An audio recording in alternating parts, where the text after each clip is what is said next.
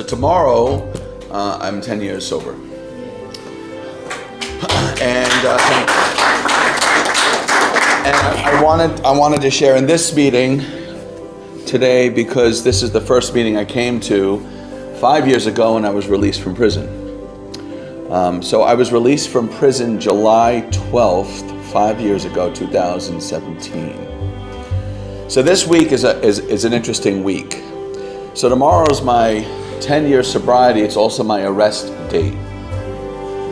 And from the day I got arrested tomorrow, 5 years ago, I wouldn't see the freedom of outside for 5 more years. And I didn't know that the day I got arrested. There was about 36 months of the 60 months I was incarcerated, I didn't get to see the sun. I was just in a dark cell for 36 months, 3 years in a dark cell. And I had, before I was arrested, I had hit such a hard bottom.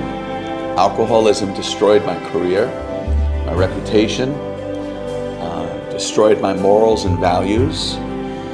Any morals and values I did live by progressively decayed as my alcoholism grew and intensified and ultimately took over. Before my arrest, I decided to start using drugs, and crystal meth became my drug of choice. So for nearly 2 years, I was quickly addicted to crystal meth. And crystal meth is ultimately what brought me to my arrest.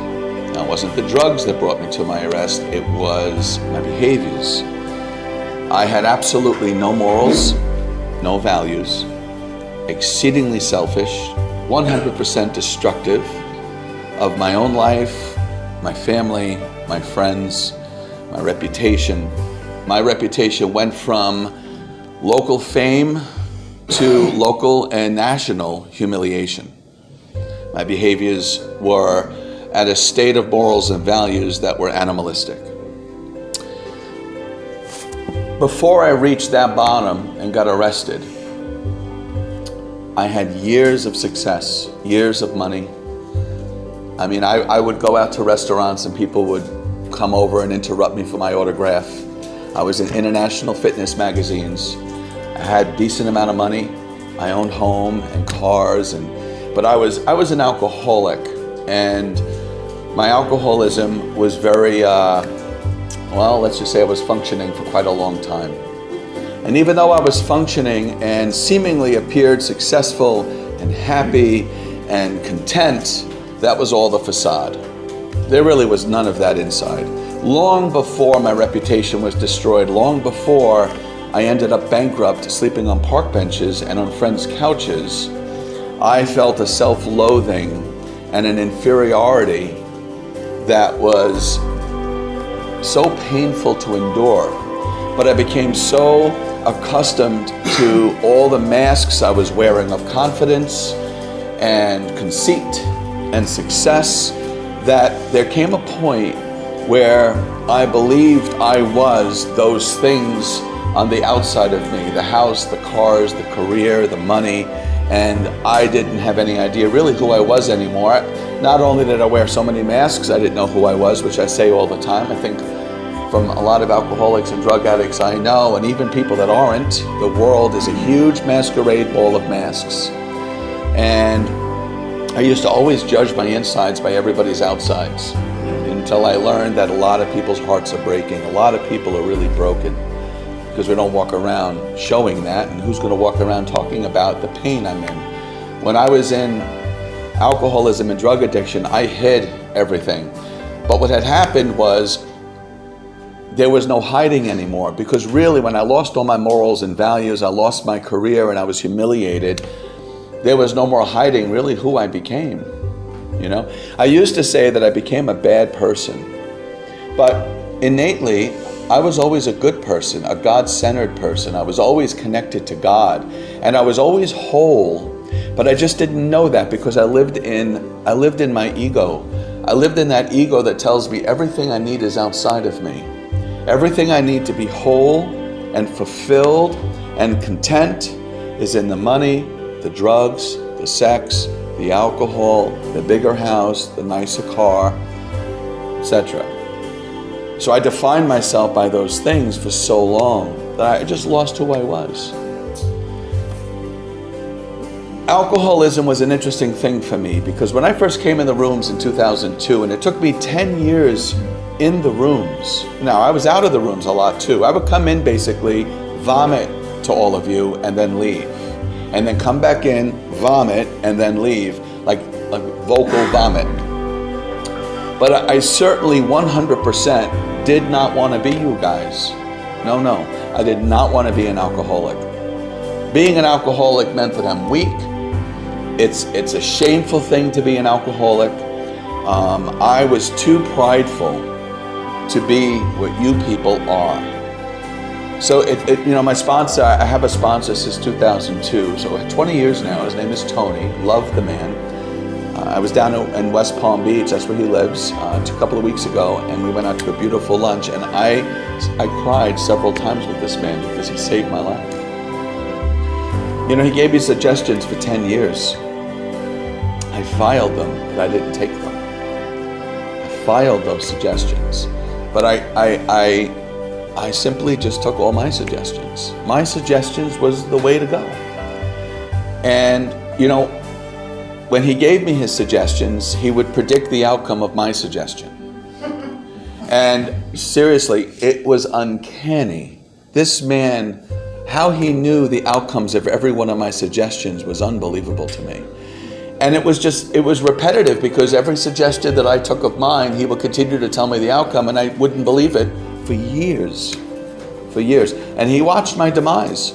I mean, I didn't realize how painful it was for him to watch my demise until I started sponsoring people and watched their demise. It's painful to witness, but the powerlessness is a fact of that. He was 100% powerless over me. So I went from local fame, financial security. I built a 16-year career following my childhood dream. I became my father's prodigy. I fulfilled a career that my father wanted since a child, but he was in foster care and didn't have any of the support and encouragement and motivation that he needed to fulfill his career. He did well in his life, but I'm the one that became his prodigy, okay? I filled his career. So his dreams came true through me.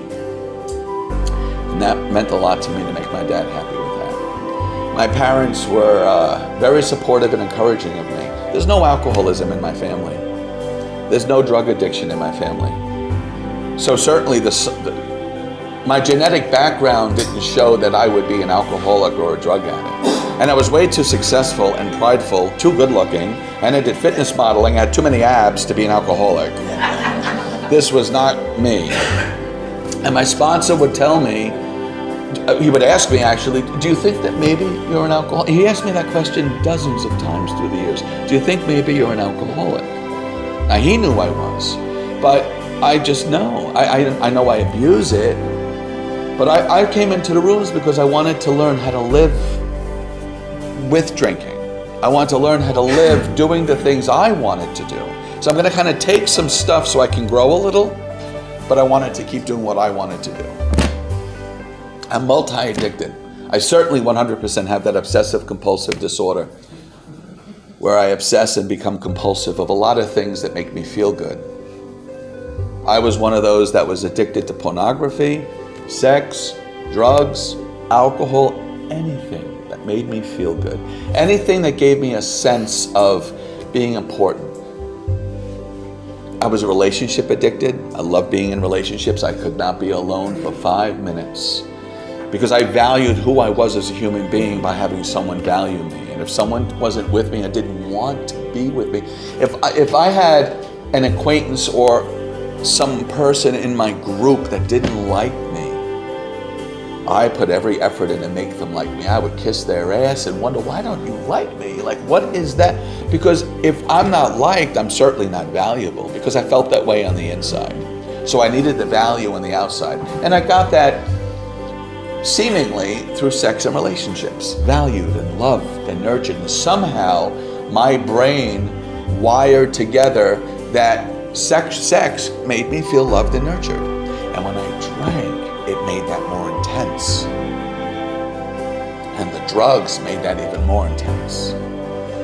So I didn't truly know I was an alcoholic and addict.